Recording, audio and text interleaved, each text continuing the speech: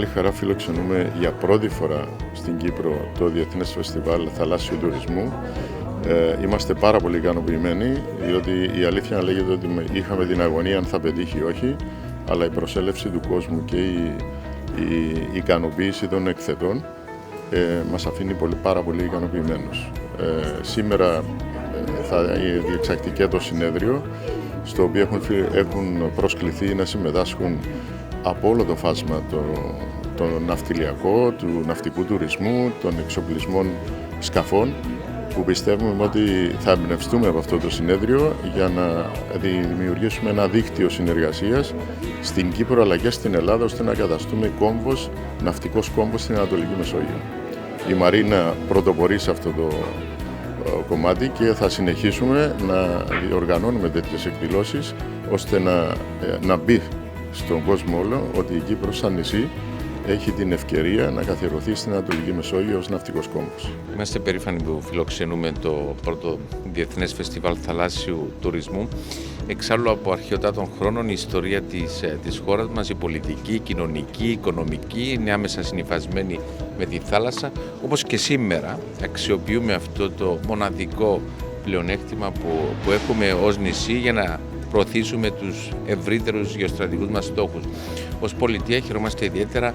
Ο τουρισμός καλύπτει πολλές μορφές, όπως καλύπτει και σήμερα το συνέδριο, το φεστιβάλ που θα γίνει, από την ιστιοπλοεία, από το yachting, από τις καταδύσεις, όλες τις μορφές μέχρι το ψάρεμα. Και ως πολιτεία αναπτύσσουμε σταδιακά διάφορες μορφές αυτού του θαλάσσιου τουρισμού. Να δώσω ένα παράδειγμα. Ο τουρισμός κρουαζιέρας, για παράδειγμα, στη χώρα μας έχει αυξηθεί σημαντικά τα τελευταία χρόνια. Βλέπουμε αρκετά κρουαζιόπλοια να έρχονται. Τις ερχόμενες εβδομάδες, θα το ανακοινώσω αργότερα κατά τη διάρκεια της ομιλίας μου, θα αποφασίσουμε στο Υπουργικό Συμβούλιο συγκεκριμένα μέτρα για να ενισχύσουμε αυτή τη μεγάλη προσπάθεια που αγγίζει όλες τις πτυχές του θαλάσσιου τουρισμού.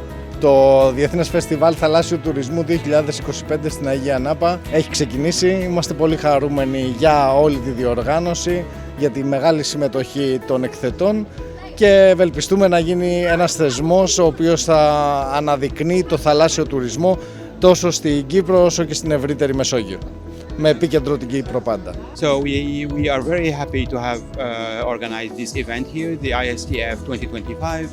We have been working on that since some time now, and we have been very honored with the visit of the president.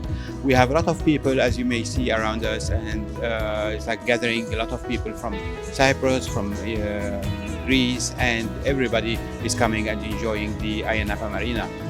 The place is wonderful. We are lucky it's not raining tonight, and really I hope everybody will be enjoying the 3 days of the events. Hopefully everything will be okay, and we are here with our partners and all the people who collaborated to make this event very nice. We'll keep it nice till its end, and hopefully next year it will be even better. Καταρχάς να δώσω πολλά συγχαρητήρια στους διοργανωτές αυτού του σημαντικού φεστιβάλ για το θαλάσσιο τουρισμό και γενικότερα για την γαλάζια οικονομία. Ελλάδα και Κύπρος, δύο αδελφοί λαοί, στηριζόμενοι πάντοτε στις αξίες του ελληνισμού αλλά και της συνεργασίας, πρωτοστατούν και στον τομέα της κρουαζιέρας και στον τομέα του θαλάσσιου τουρισμού και βεβαίως στον τομέα της ναυτιλίας. Το Υπουργείο Ναυτιλίας και Νησιωτικής Πολιτικής της Ελλάδος με το αντίστοιχο της Κύπρου έχουμε μια στρατηγική συνεργασία σε όλους τους τομείς που επιβεβαιώθηκε και σήμερα με την συνάντηση που είχαμε με επιτελείς των δύο Υπουργείων. Θέλω άλλη μια φορά να συγχαρώ και να συγχαρώ και κυρίως για την κατασκευή αυτή της πανέμορφης μαρίνας της Αγίας Νάπας και να πω ότι η κυβέρνησή μας, η κυβέρνηση του Κυριάκου Μητσοτάκη, επενδύει στο θαλάσσιο τουρισμό και έχει θέσει την ανάπτυξη του θαλάσσιου τουρισμού ως στρατηγική πολιτική επιλογή της κυβέρνησης.